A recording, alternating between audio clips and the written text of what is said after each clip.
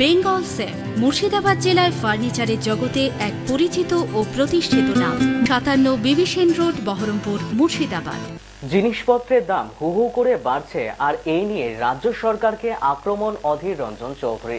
এদিন বহরমপুর জেলা কংগ্রেস কার্যালয়ে সাংবাদিক বৈঠক থেকে রাজ্যের ভোট মিটতেই কেন জিনিসপত্রের দাম হু হু করে বাড়ছে তার জবাবদিহির আবেদন জানান। পাশাপাশি রাজ্যের আইন শৃঙ্খলার অবনতি নিয়ে প্রশ্ন চিহ্ন অধীরের।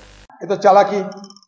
ভোট মিটে গেল, দাম বাড়বে, আবার ভোট আসবে, লক্ষ্মীর ভান্ডারের পয়সা একটু বাড়িয়ে দেবে, একটু কমিয়ে দেবে, ভোট হয়ে যাবে, আবার পয়সা তুলতে লেগে যাবে। রাজ্যের হাতে তো টাকা ছাপানোর মেশিন নাই, তাহলে রাজ্য দিচ্ছে কি করে? এই যে লক্ষ্মীর ভান্ডার 500 থেকে 1000, 1000 থেকে 1200, কেউ তো জাদু বলে আকাশ থেকে নিয়ে আসছে না, তা দিচ্ছে কি করে? জাদু তো কেউ জানে না। বাংলার মুখ্যমন্ত্রী মমতা ব্যানার্জির ঘরে তো টাকা ছাপানোর মেশিন নাই, তাহলে লক্ষ্মীর ভান্ডার বা অন্যান্য সুযোগ সুবিধা দিচ্ছে কি করে? আমাদেরই হাতের, আমাদেরই ঘাড়ে ট্যাক্সের বোঝা চাপিয়ে আমাদের কাছ থেকে আদায় করে আমাদেরকে কিছুটা ফেরত দিচ্ছে, যাকে বলা হয় গঙ্গা জলে গঙ্গা পূজা, যাকে বলা হয় মাছের তেলে মাছ ভাজা। যেই ভোট শেষ হয়ে গেছে, দিদি দেখেছে যা খরচা করেছি, এবার মালটা তুলে নিতে হবে। এবার মাল তোলার কাজ শুরু হয়ে গেছে। যেমন মস্তানরা তোলা তোলে, তেমন সরকার ট্যাক্স দিয়ে ট্যাক্স বাড়িয়ে আরেক ধরনের তোলা তুলছে। এটা এক ধরনের তোলাবাজিরই নামান্তর। কারণ যখন সারা বাজারে জিনিসপত্রের দাম হু হু করে বাড়ছে, জিনিসপত্রের দাম কমছে না, মানুষের ক্রয় ক্ষমতা কমে যাচ্ছে, মানুষ বাজারে গেলে মানি ব্যাগ খালি হয়ে যায়, ঝোলা ভর্তি হয় না, সে অবস্থায় হঠাৎ করে ট্যাক্স বাড়িয়ে দিয়ে পশ্চিমবঙ্গের মুখ্যমন্ত্রী বাংলার মানুষের জন্য কি শুভ খবর নিয়ে এলেন, বাংলার মুখ্যমন্ত্রীকে তা বিচার বিবেচনা করে দেখতে হবে। এটা এক ধরনের সরকারি তোলাবাজি বলে আমি মনে করি। পশ্চিমবঙ্গ সরকার ভোট হবার পর দেখছে আর তো ভোট নেই, এখন আবার 2 বছর পরের আগে আবার মানুষকে আরেক রকম টুপি দেওয়া হবে, ঢপ দেওয়া হবে, আবার হিন্দু মুসলমান করা হবে, আবার লক্ষ্মীর ভান্ডার, এ ভান্ডার সে ভান্ডার করে বৈতরণী পার করা হবে। কিন্তু আখেরে মানুষের মৌলিক কোনো পরিবর্তন হচ্ছে না।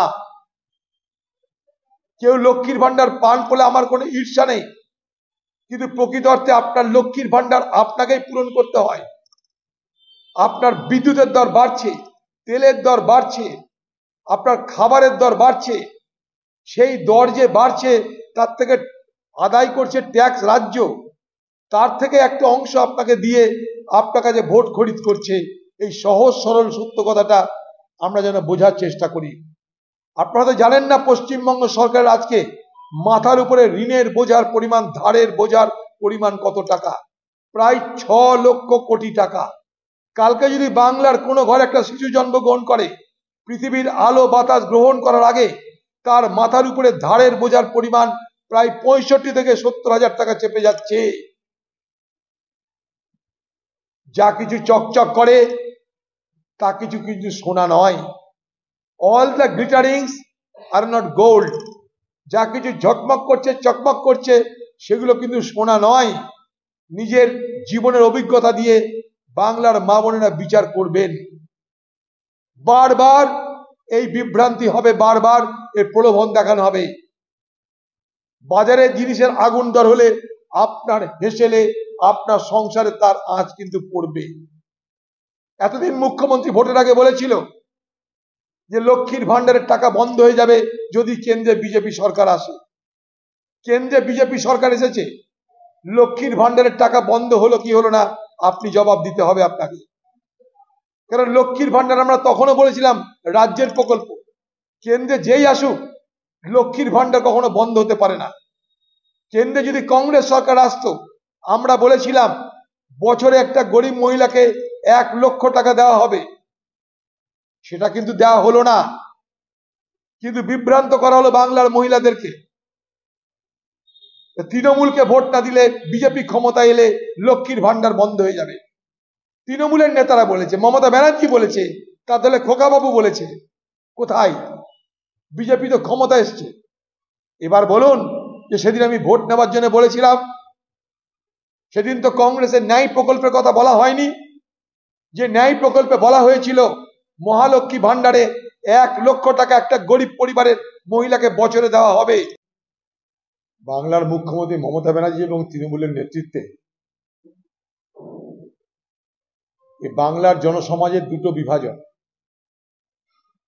যেখানে একদিকে দেখতে পাই আমরা অত্যাচারী, আরেকদিকে দেখতে পাই অত্যাচারিতের দল। পশ্চিমবঙ্গের আজকে তৃণমূল সরকারের যিনি মুখ্যমন্ত্রী আছেন, তিনি যদি স্পষ্ট নির্দেশ দিতেন তার দলের গুন্ডা মস্তানদের, অত্যাচারীদের, হারমাদদের যে বাংলার মানুষের উপরে অত্যাচার করা চলবে না, তাহলে আজ চোপড়ার এই দৃশ্য আমাদের দেখতে হতো না।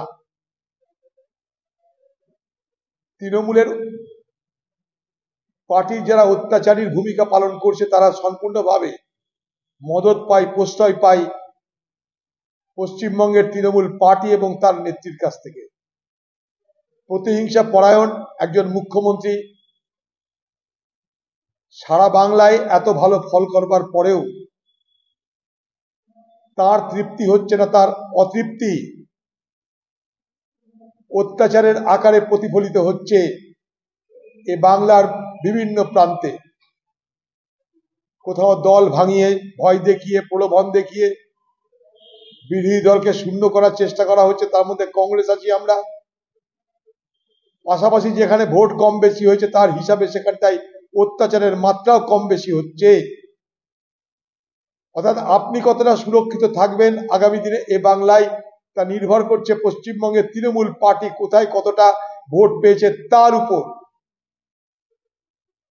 এ দুর্বিষহ এবং দুঃসহ বাংলাকে দেখতে হবে যতদিন পশ্চিমবঙ্গের ক্ষমতায় তৃণমূল নামক এই রাজনৈতিক দল থাকবে। বেঙ্গল সেফ মুর্শিদাবাদ জেলায় ফার্নিচারের জগতে এক পরিচিত ও প্রতিষ্ঠিত নাম। মনের ভাবনাগুলো প্রকাশ পেল, ঘর সাজাতে ইচ্ছে হলো, রকমারি আসবাব আছে একসাথে, চলো ঘর সাজাই বেঙ্গল সেফের সাথে, বেঙ্গল সেফের সাথে। Bengal safe 57 বিবিসেন road, Baharampur, Murshidabad.